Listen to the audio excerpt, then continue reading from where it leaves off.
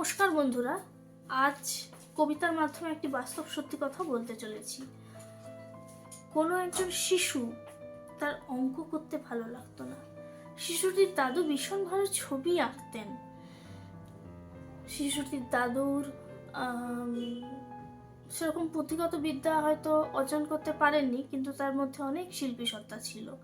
তিনি ছবি আঁকতেন, কাঠের পুতুল বানাতেন, মাটির মূর্তি গড়তেন। তো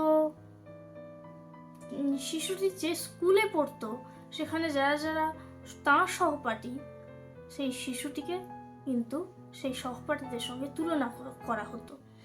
আমি বলতে চাইছি, শিশুর সাবলীলতাকে এবং শক্তিকে, তার যে সে করতে চাইছে, তার ইচ্ছা শক্তিকে যদি কেউ বাধা দেয়, ছেলেটি কিন্তু হীনমন্যতায় ভুগবে, সে যেই হোক, ছেলে মেয়ে। তাই শিশুর সাবলীলতাকে বাধা যেন না দেয়া হয়। তুলনা করতে গেলে শিশু এংজাইটিতে ভুগবে, হীনমন্যতার শিকার হবে। তো এই নিয়ে আমার একটি কবিতা, জীবনের রং, আমি পাঠ করে শোনাচ্ছি।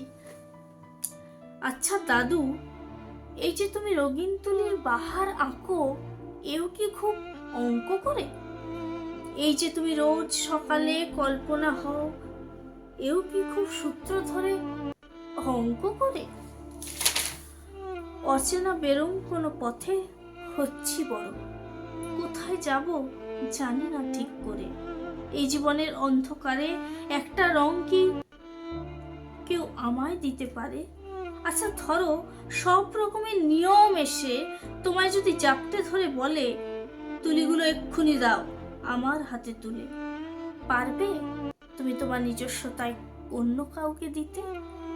রঙগুলো কি যাবে ধুয়ে এমনি খেলে হেসে?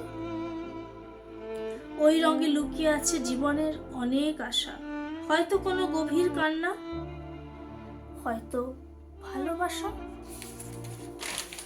অঙ্ক দিয়ে, নিয়ম দিয়ে যায় কি বাধা সব, হিসেব করেও যায় না চলা জীবনের সব পথ।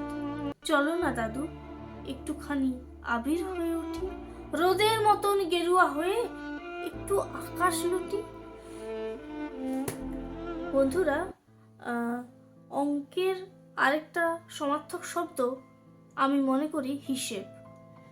হিসেব মানুষকে নিয়মানুবর্তিতা শেখায়, কিন্তু সেই হিসেব যদি অন্যভাবে প্রয়োগ করা হয়, সেখানে কিন্তু গন্ডগোল ঘটবে।